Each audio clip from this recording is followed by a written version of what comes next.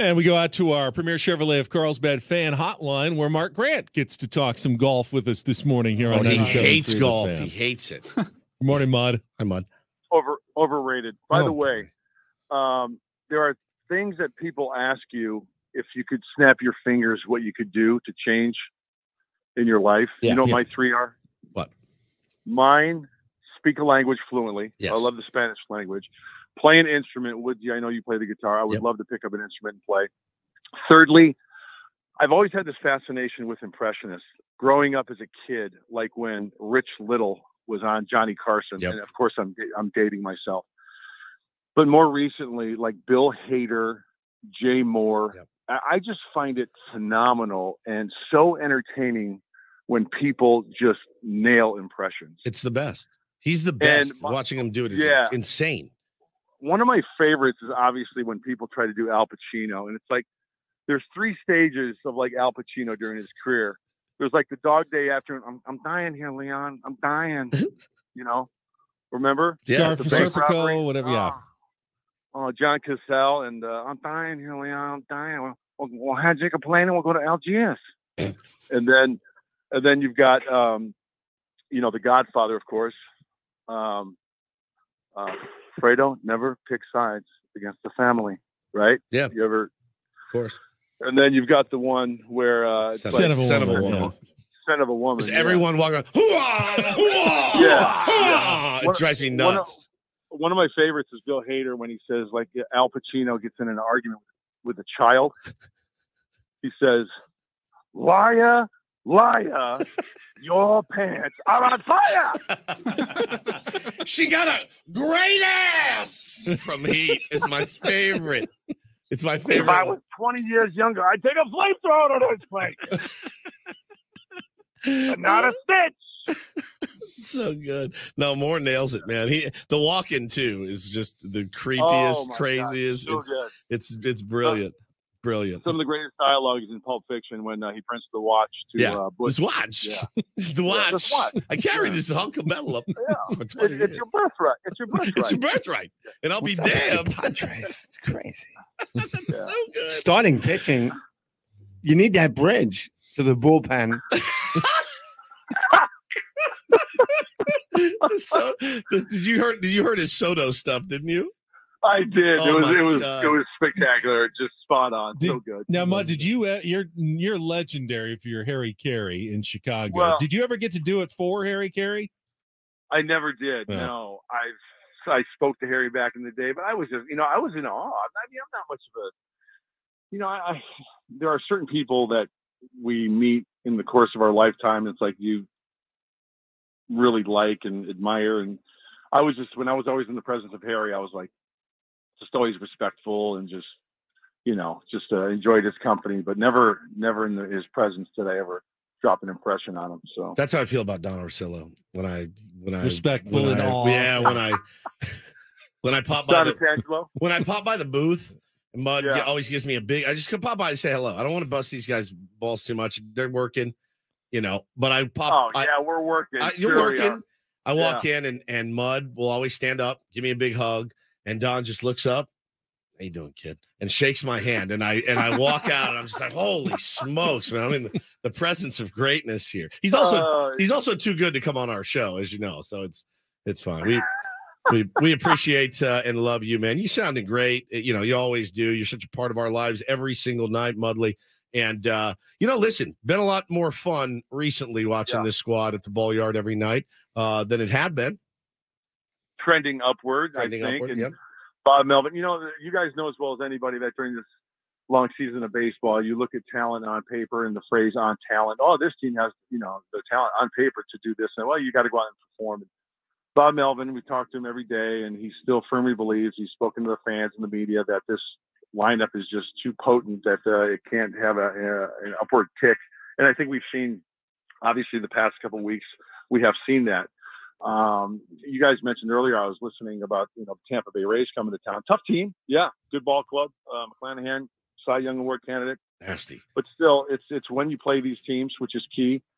And just because the guy's been pitching his tail off all season doesn't mean he can not have that one where he lays an egg. I always go, when people come up to me and they say, oh, look at this matchup, so-and-so versus so-and-so. Oh, we've got no chance. Oh, well, my go-to default is Daryl May versus Johan Santana in the Metrodome in the heyday of Johan coming off a Cy Young year.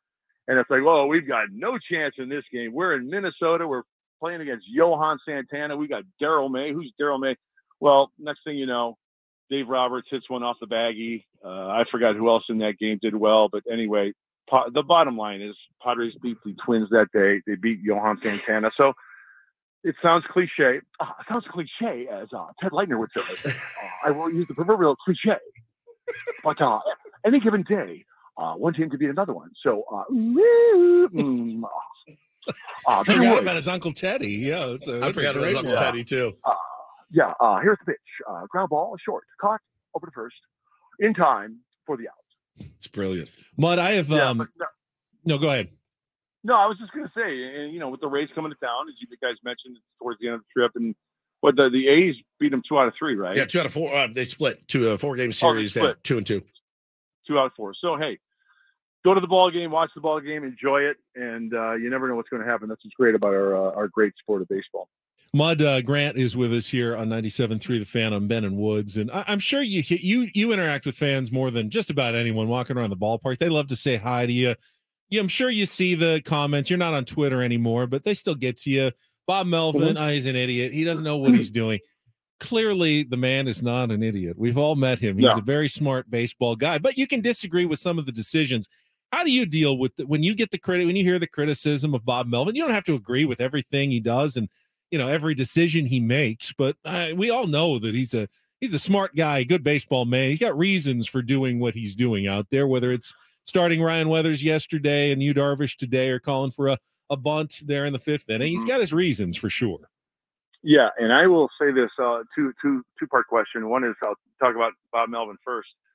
The guy's prepared as anybody. When I walk in his office and talk to him, he's got matchups. He's got everything. There is nothing that he does not know about the team that he's playing, the pitching matchups, who's available, who's not available, who's kind of banged up a little bit, whatever the case may be. Prepared, yes. As far as the fans are concerned, that's what makes it great. Isn't that what makes sports great? I don't know anything about basketball or football or hockey or whatever, but if I'm the casual viewer, which sometimes I watch games, I'm like, what's this guy doing? What do I know? And the great Bob Chandler, who I love dearly and owe a lot to, he taught me something a long time ago. It was during a game, and we were talking after the game, and I said, gosh, Bob, what do you think's going on here with this? And he goes, well, you know what, Mud? He goes, there's something I learned a long time ago. He passed it on to me. He goes, he writes down MC, right? And I said, what's MC mean? He goes, manager's choice. He says, remember this. He goes, we can speculate, we can see, we see the big picture from the booth, or, we're in the dugout or we talk to people, but the manager knows. He's inside the clubhouse. He knows what's going on. He will know much more than we will ever know being an announcer. And that's why he came up with the phrase manager's choice. That's his choice. He knows more than we. He may not divulge what that reason is, but the bottom line is he knows it. But I think that's what's great about sports. We get a chance to, be that manager, be that coach. And, is it what's great about sports, or is it the worst thing ever, Bud? I think it's great. It's horrible. It's horrible. Well, it's a subjective type of opinion. And if people want to get on Melvin, they want to get on me or whatever. Hey, you know what? That's your prerogative. That's straight Bobby Brown. Straight right there. Bobby Brown. I was waiting. Yeah. Yeah. So that's just the way I view it. As I get older, I'm just kind of like, you know what? Does it really matter what people think as far as about Bob Melvin or me or Ben and Woods or whatever? No, but that's what makes it great. They get to voice their opinion, and that's their right to do so. And I just try to look at things as just have fun with it and enjoy it while we have it. You guys do have fun every single night. Thank you very much. No fissures in the Padres broadcast booth. None whatsoever. Everything is moving along swimmingly. Yeah. No, Fishers, what do you mean? No Fishers. Well, there's a report. There's a fisherman. There's a fisherman in there. There's a fisherman. The report a few weeks ago, Fishers in the Padres clubhouse. And yeah, of course, they're losing. You expect there to be Fishers. That happens with any team. Mud, you've been in the locker room, and when you lost 5 in a row or can't seem to win 2 in a row, I'm sure there's a lot of Fishers and finger pointing. Oh, sure. But you know what, though? The good teams kind of just, whether the wins or the losses, we've talked about this many, many times before. If a team's really good like the Rays, I'm sure they win a ball game. It's the same as if they were to lose a ball game. But then again, there are more extremes. Gosh, I try to put myself in I can put myself in that place. Mark Kotsay in the Oakland Athletics. When I got traded from the Giants to the Padres in '87, they were 12-42. 12-42. On pace to win 36 games for the year, right? It was a third of the way of the season, or a quarter of the way through the season, whatever the case was. And it was just horrible. You go out there and you try to win every game and do something to make a difference. But my gosh, that's part of the grind, not only physically but mentally. But the thing you want to try to avoid, we've mentioned this before too, is when you're on a bad streak and you're like, oh, here we go again. That's the last thing you want. And you try to avoid that. But this team, hey, you look like I said, from the outside in, you look in the dugout, you look on the field. We're seeing some great things. Fernando, my gosh, how to be part of history and watch history the other day, boy, he's just been exciting. He's worth the price of admission from the time he steps in the batter's box and out in his playground out there in right field. Just you know what? And I'll say this in all honesty, he's getting better. It's going to take some time. But it's like sometimes he'll turn the routine play into a spectacular play. Yeah. And that's not a bad thing because, still reading the ball in right field. It's a different read. And sometimes with that athleticism, he can make up the difference to where he makes the play and it makes it look exciting. So, hey, through time, I think he's just going to get better and better. The one criticism, he sometimes tries to do too much out there, make a throw that's impossible. There's no way you're going to get that guy at the plate. Just throw it into the second baseman. Yeah, it happened last night. Yeah. It happened last night. You can comment on what we were discussing a little bit earlier. Do you think Fernando Tatis Jr. is the center fielder of the future for the San Diego Padres?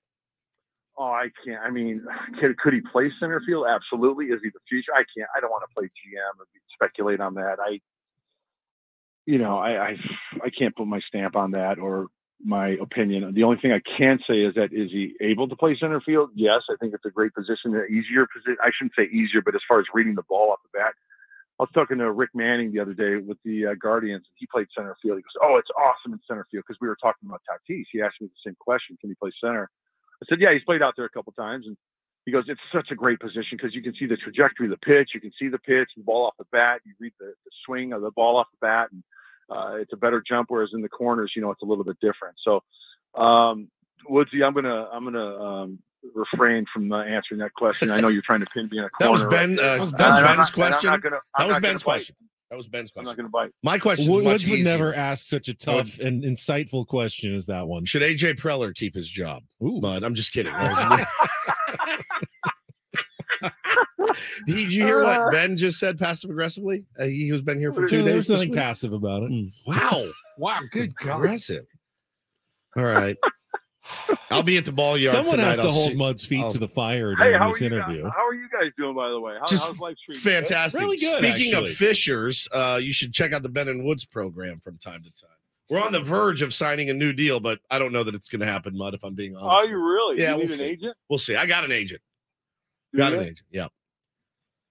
We'll see. Really? Yeah. At this point, I think I'm going to ask for more money than Ben. We're even right now. We make the same money, but just with recent transpirings and things. That's what he thinks. Well, hey, think of it this way. I wish you guys nothing but the best. You guys know that. And I'm all about peace and love, right?